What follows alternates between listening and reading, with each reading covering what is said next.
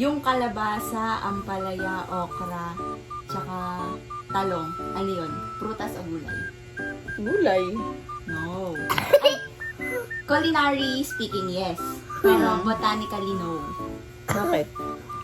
Sa tingin mo bakit? Bakit nga? Lahat ng may buto na gulay, Fruits?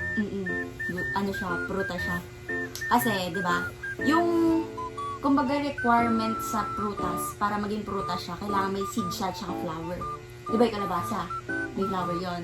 Galing siya sa flower. So, yung flower na yon may ovary. Tapos, dun mabubuo yung prutas na yon. Tapos, may iba't ibang type ng fruit. Merong simple, aggregate, multiple, tsaka may isang accessory. Yung simple, galing lang siya sa isang flower, tas isang ovary lang. Yung aggregate, isang flower pero multiple ovaries.